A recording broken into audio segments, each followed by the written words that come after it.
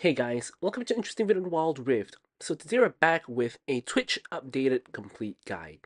But of course, as usual, before we get into really any of the details of the guide, of course, don't forget to check out Twitch's basic guide. I'll put up in the cards above for his skills, leveraging order tips and tricks, as well as a couple of combos. But with that said, now let's get into it. So the red did get buffed in patch 6.2c, of course, noting that we had no 6.2D, we got two 6.2Cs, so he did get buffed in 6.2c, or D if you want to call it that, but he's actually not as bad as he once was. I'll talk a little bit more about why that's the case in the gameplay, but let's first discuss his items, runes, and spells. So currently, I think the best build for him is actually crit. Now, there is basically 4 builds for him right now, so there is basically this crit build, there's like a on-hit build that I will cover really soon as well. There is an AP build, which I also am going to cover at some point. And then there is like the 2 on-hit items into building crit, right? So 4 builds at the moment. I'm going to cover all of them sooner or later, but we're going to start with the crit one.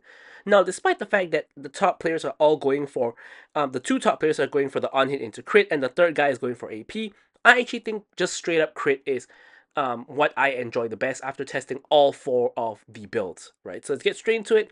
First up, to no one's surprise, we're going for the Gluttonous Greaves for the attack speed. In the early game, this is to stack up your poison really easily. And then this is going to be a surprise, but we're actually going to go for Collector first item. So Collector used to kind of be a very kind of trolly-ish item, but actually now it's kind of a pretty decent item. Now, why is that the case, right? So a couple of reasons, right? Firstly, of course, the Death and Taxes passive got a little bit of a buff, so it now scales off your crit rate, as well as, of course, gaining a stack where, you know, you get extra 0.1%. I think that's not a very big deal, but I think what is a very big deal is the fact that all the other crit items are getting nerfed, right? So you can't build items like Moral Reminder or Infinity Edge as a first or second item, right? That's just way too early, right? So competing for the first item slot, you really only have a couple of items, right? So you really have Bloodthirster, Collector, and then of course you have, if I can find it, the Magnetic Blaster and Magnetic Blaster over here, as well as Essence Weaver.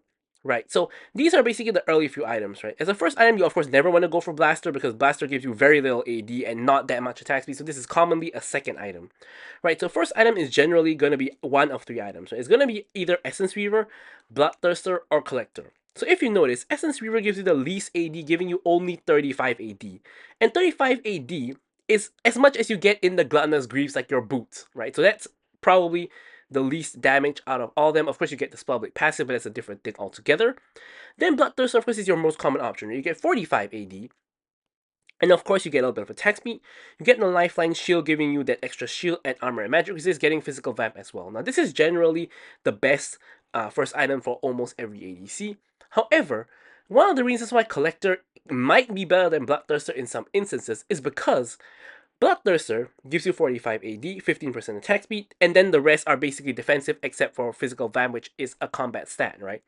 Collector gives you the same amount of crit rate, same amount of AD, but instead gives you 10% armor penetration in exchange for not having that physical vamp and that shield.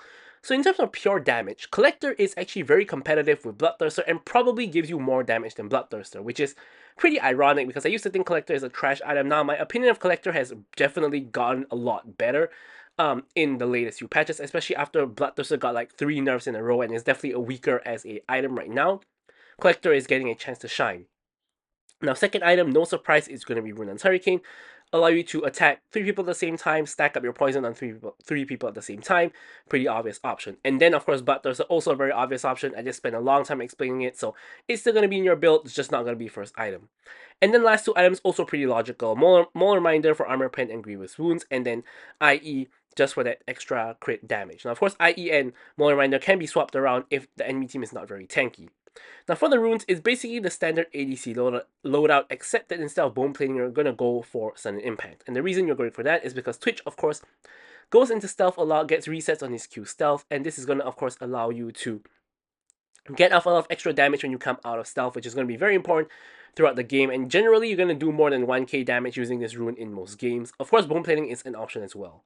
So for the spells, you want to go for Flash, and the best option you have is actually going for Ghost, right? Because Twitch does very well with Ghost. With the extra mobility to kite in and out of fights is going to be really amazing, but if you need it, you have to go for Cleanse if there's a lot of CC on the enemy team. And of course, Barrier and Exhaust are really good options as well. But with all that said, let's take a look at the gameplay. Okay, so moving on to the gameplay, of course, as usual, don't forget to like, comment, and subscribe. Any questions, queries, or remarks, feel free to leave them in the comments below. Of course, you guys know I will be sure to address them. So, as I mentioned, I do think that Twitch has definitely gone a whole lot better as of late, and of course that is owing to the buffs that they got in 6.2c. And just to refresh everybody on what those buffs actually are, his AD per level went up by 1, so giving him just a little bit more AD. His damage on his, the mana cost on his E actually went down by a little bit. And of course the AD scaling on his E also went up by a decent amount, by 12%, from 30%, I think it was to 42%. And of course his cooldown on the ulti went down, and the bonus AD he got from his ulti went up. So overall, a nice number of buffs. However, all of these buffs really target the late game, because it's like, you know, his E scaling, his ult, AD, and the cooldown is a lot more late game focused, as well as the AD per level is late game focused. So really in the early game, he didn't really get that much stronger. Of course, he gets a few extra points of AD, he gets a little bit of a lower ult cooldown, a little bit extra AD, but at the end of the day, it's a lot more mid to late game focus, which is where he was already strong, right? So Twitch is like a 3-item hyper scaling ADC, right? Like a typical, like a Jinx or a Zeri kind of champion, where you get 3 items, you just start taking over the game. But his early game is really, really weak. I actually think he has probably the weakest early game out of anybody. You see, at the moment I get hit by the root there, I'm gonna have to cleanse, because I'm like relatively certain that Vayne can just straight up kill me right there, together with the help of Morgana, just because of how weak Twitch is. So here you can also see we don't even get parity in lane, right? Vayne and Morgana are able to rotate to the river fight, where my mid and jungle are kind of in a little bit of trouble. Now somehow Vayne manages to get herself killed in a 2v4, and as a result we get the first blood. Lee Sin dies, so it's a 1-for-1 trade. Now we've actually cleared the wave, and now we can actually rotate to help our team. Wukong goes in, of course not knowing that we are there. We're just free hitting on him for the moment. He's getting away, so we're going to flash to follow him. However, we get a little bit too close to him in melee range, allow him to Q us and lifesteal off us, making it an even 1-for-1 trade in the end, or a 2-for-2 trade, depending on how you want to see it. Soraka makes use of her passive to run towards the low HP Lissandra and escape the river situation. But in the end, we get a 1-for-1 trade. And if you take a look at the situation, because Vayne died and missed out on minions, we are actually 300 gold up on the Vayne, which is very kind of fortunate, because of course she did, you know, rotate earlier, and we did have a 4v2 for a long time there. So that was actually, you know, pretty good of us. So this is one of the little tricks you can do with Twitch, which is to come in lane through stealth, get a very easy and quick free trade, and then chunk out your opponent just a little bit. You can see we did a quarter of Vayne's health, or almost a quarter of Vayne's health, which is not very significant, but it does matter in the grand scheme of things, of course. And then you can go into stealth again, try to look for those quick trades. Vayne basically has lifesteal most of it back already. We can see we W auto, and then we just pop the E, you chunk her to half HP. Now Morgana and Vayne are split up, so this is the big mistake that they make. They're not fighting together, and we are able to hit Morgana pretty much for free. We stealth in, trying to go for the Morgana. Morgana is really low. We actually pop the ult right as she flashes out. Now I'm still trying to kill her, despite the fact she's under tower now and taking the fruit. We actually almost kill her and Vayne, who are both 1 HP under the tower at the moment. Now, unfortunately, I don't really think diving is the best idea. It's really, really risky, so instead of diving, we're just going to go for plates, right? Vayne is 1 HP right now, so she can't really step up. So we're just free farming the tower plates at this point. Morgana has backed and thus left the Vayne under tower, hung her out to dry here. And we're able to basically get most of the minions. And you can see that basically, somehow, some way, and it's not really somehow, some way, but through some well-placed short trades, we were able to get the advantage in the lane, and of course a little bit of enemy mistakes as well. We're actually able to get the advantage in the lane, and we're actually having a huge goal lead against the Vayne. Now, it's very atypical for Twitch to really get a huge goal lead in the lane. However, of course, it still happens, and if you play him correctly, you can make this happen. And I've actually been playing quite a lot of Twitch recently, and I still think he's not really the best ADC, but he's definitely not as bad as I initially thought he was. Before I started kind of spamming him, like I really did spam Twitch a lot, right? Because I was just really having fun playing him, although he's really not the best champion. But I think if you can kind of know how to play him, you can still execute him pretty well.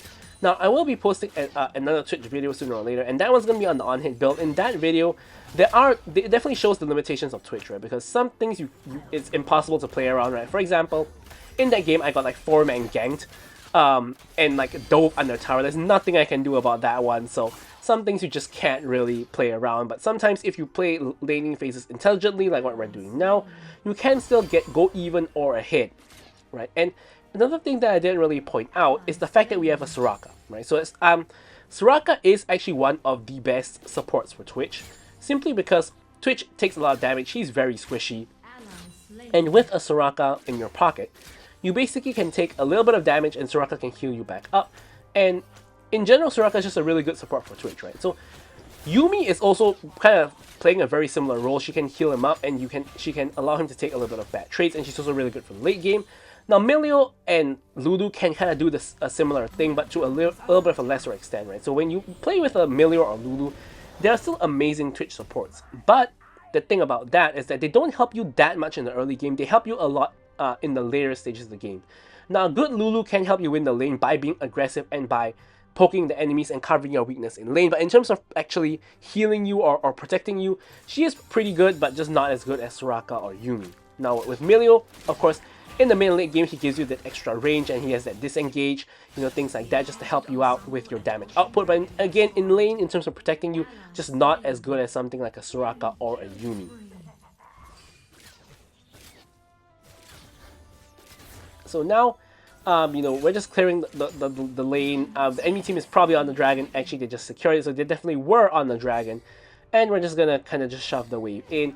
Since we have nothing else to really do at the moment, we're just gonna farm the jungle. Now, it's not very common I farm jungle at like 6 minutes into the game, but there's no way for me to farm. I'm not gonna rotate all the way up to the Herald and give Vayne a free tower. That wouldn't be very good, so I'm just gonna farm the minions. Now, Vayne appears that she has backed.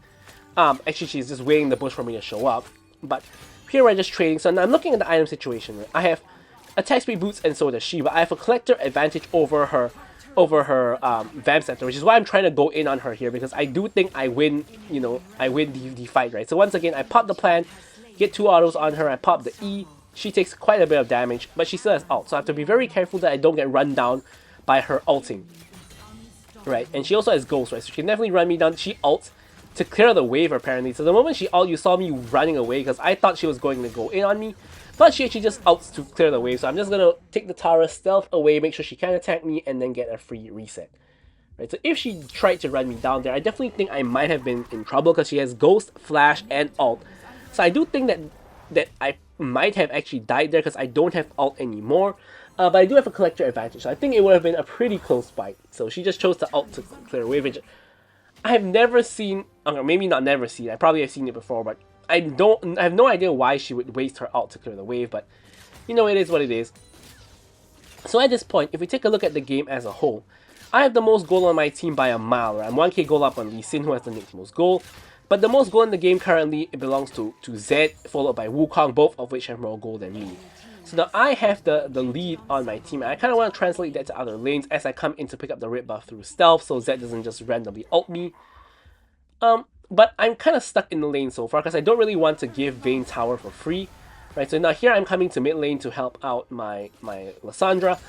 But nothing much is really going to happen. I'm just ending up farming wave in mid lane instead, so that she can actually back here, but she doesn't appear to really need to because Soraka is healing her up. So now once again I'm rotating down because I don't want to give Vayne a tower for free. I'm seeing if I can sneak up on her, but it's quite clear that she has already, backed, already left. So I'm just going to farm the wave that's crashed in instead.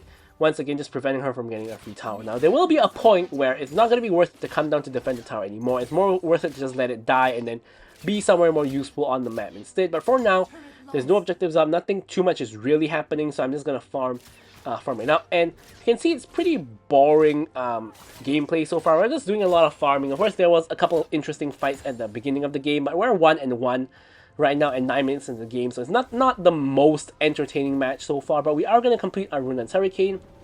And of course, a boring match for a champion like Twitch or Jinx or Zeri. Those 3 ADM ADCs. Boring early games are good, right? Because that means that you're not getting killed, right? It does mean you're not killing people, but it also means you're not getting killed. And you not getting killed is always going to be a good thing because you really just want to farm it up to 3 items and you really just want to make it to that break point, and then when you reach that point is where you can shine. So here I'm already at my second item, the Ruined Hurricane. Of course, with Collector, as I mentioned in the build, it's a pretty big spike, so I'm thinking maybe I can join this fight in the top lane, right? So here my team is basically winning the fight without me. 3 people are already dead. Wukong is now going in 1v3. And then Vayne now is going in 1v3. I realized that there's no way my team actually needs my help, right? Because they're going in one by one into my team. Right, so my team's going to be able to kill them one by one using their numbers advantage. And I'm going to make better use of my time by clearing the mid wave and then taking the mid lane tower. So you do notice that although I want to kind of go and help my team, but I realized that that's not the best use of my time. A way better use of my time is to just get this tower, get more gold, get the map pressure for my team, and get the minions for myself. And then here, because Zed respawned, I actually backed away, but he takes the gate and goes bot lane. So that means the rest of his team is only just reviving. It means I can get another wave for free in the mid lane, with Morgana only now just showing up. So Dragon is about to spawn, like right now. Baron's 30 seconds away. And Zed is pushing in the bot lane. So now I want to make my way to the bot lane to prevent him from getting a tower. And, you know, just get minions in general, right? So here, he of course probably doesn't want to ult me under tower. So we get a nice chunk on him. Take away about a quarter to a third of his health. And now my whole team is in the area to contest the dragon. Now Lee Sin is starting out the dragon, which is probably not the best idea. Now I'm just hiding behind. Everybody's waiting for an opportunity to go in. Ornn is now ulting in. I'm going into stealth so he doesn't see me. And my team secures the dragon, and a fight doesn't really end up breaking out yet. But now Soraka's kind of caught out of position in the middle of the entire enemy team. Now I'm kind of walking back to attempt to help out. I get off a pretty good ult killing the Zed and the Vayne, I believe. And yeah, now I'm just backing off, taking the fruit. Now I'm re-engaging, going back in to see if I can help out my team. Wukong is going in, Wukong ends up going down, and now Ornn is the only one left aside from Morgana, who has already kind of run away, and we can't really chase the Ornn, so yeah. And it was a decent fight. I mean, it was a really weird fight because Soraka was the one that was really engaged on my enemy team. She was kind of alone, and you notice that I was with her, but I immediately just repositioned to the other side because I realized that we're not with our team, so I didn't think it was a good idea for 2 of us to walk into the enemy team, but Soraka ends up taking a lot of the enemy spells, ends up basically surviving for a long while, and then allowing me to output my DPS, you know, at least for a couple of seconds onto the enemy team, which then allowed us to get 2 kills and, you know, kind of get a relatively good fight. Both teams are still very even in terms of gold though, so it's a very kind of close matchup at the moment. So now I'm going to back, of course, looking to get my Bloodthirster. Just a couple gold away. We're going to wait for a couple seconds. There we go. We get the Bloodthirster. So now at 3 items. This is the golden point we want to be at. We see a fight happening in mid lane. We're running there as fast as we can, trying to get to the fight. Morgana gets kicked into our face, giving us a free kill. And now Wukong is spinning on top of me. Unfortunately, Ornn knocks me up. I'm flashing the wall. Unfortunately, that was not that great, but I'm able to survive with the help of Bloodthirster, Cleanse, and Flash. And Vayne now assassinating Lee Sin from behind, and now I'm going to stealth and walk back to tower, because otherwise Vayne's going to engage on me, and I'm half HP, so I'm not too confident about dealing with Vayne at my current state. So now I'm going to get back the health, and here I'm trying to sneak up onto the Vayne and try to kill her while she tries to take my tower. Now she does get the tower, is tumbling away. Now, I'm trying to chase her down slow with the W. I'm trying to run her down. However, the enemy team finishes taking Baron, which means that they're going to come over to mid to help Vayne out, which means that we cannot overextend for the Vayne. If we try to run after her, we probably will kill her, but we're probably going to die immediately after that because Zed or someone else on the enemy team is going to kill us, which is probably not worth it in the grand scheme of things, right? So we're going to play conservatively, not, you know, greed for kills, and instead we're just going to go calm, go collected, disengage from the Vayne, and go farm the red buff and the minions instead.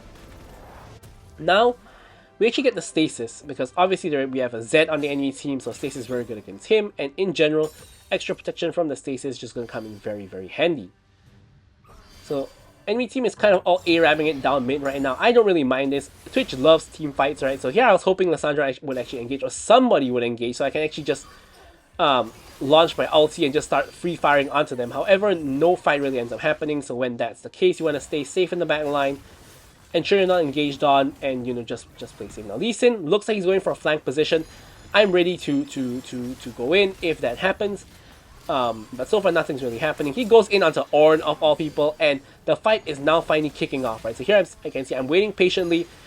finding my moment like right here. So now I just start free firing onto the Ornn, now I'm trying to look onto the back line here, onto the Zed and the Morgana. Boom, I get the second kill, I get a double. Both of them are really low, so I'm running them down. Morgana now 1 HP. Zed goes back in for some reason. I get a triple, almost a quadra there.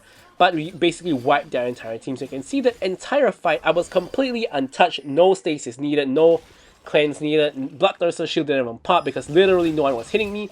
That's because I was very, very patient in terms of waiting for my opportunity to go in and not just starting to fire the moment the fight starts. I was just waiting for Wukong to ult, waiting for the threats to not be present anymore before I go in. Now Lee Sin there trying to end the game, but the whole enemy team is respawning. We cannot end the game, so we're just gonna rotate over to the enemy jungle instead and to do some counter jungling.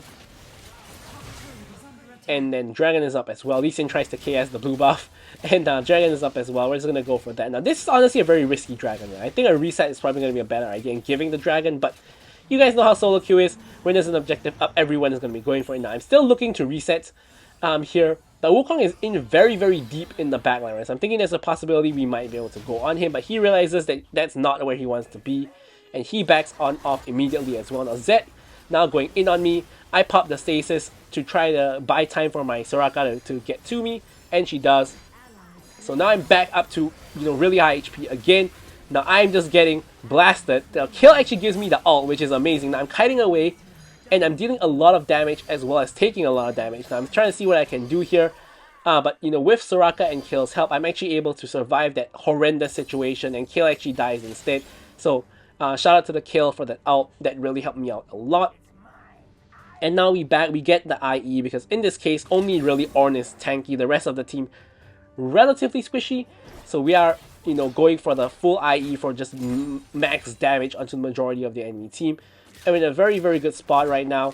We're doing massive damage. Just look at that 600, auto attacks onto the jungle camps. We're in a very good spot. Now Baron is going to be spawning real soon. We want to get a ward onto the Baron, but before that we pop the we pop the Squire's Bloom just to ensure we check if there's any enemy vision there, or enemy champions, more importantly, just waiting there to kill us, which there are not. Now here I'm just waiting in the area. I wasn't intending on starting Baron, but we actually see 3 enemies mid. So I'm thinking, wait a minute, this is actually not bad of an idea to just start Baron, because they have no vision. We just pop the plant, and we know they have no vision. So now is the time to do it. Right, so they actually pop the vision plant inside, but Wukong cannot get here in time. We get the Baron, and Wukong clones out. And we basically get a heist there, get a free Baron. Now once again you can see I'm positioning all the way around the wall into the backline. Kill flashes for it with the ulti. I'm just patiently waiting. I'm not doing anything right now. I'm going into stealth. Now I'm looking to walk up and see if I can find anything. Doesn't look like anything's gonna happen though. Kill just clearing the wave, and I can't really buy anything useful off of a reset. So instead, I'm actually pinging the Kill and Lissandra to back off the mid lane, because we already got mid lane inhib, so there's nothing useful to get there. We want to go for side lane towers. So we either have one person pushing mid and 4 people on the side, or like 3 people on one side, 2 people on the other side, something like that. We want to basically use our pressure. And here, we don't really have vision of the enemy team, so we push the wave and we're going to immediately walk away, right? Now, we can see Wukong coming in, so I'm going into stealth to try to make sure he can't target me. He is able to target me anyway somehow. We pop the ult, we pop everything. Soraka's popping everything to save our lives.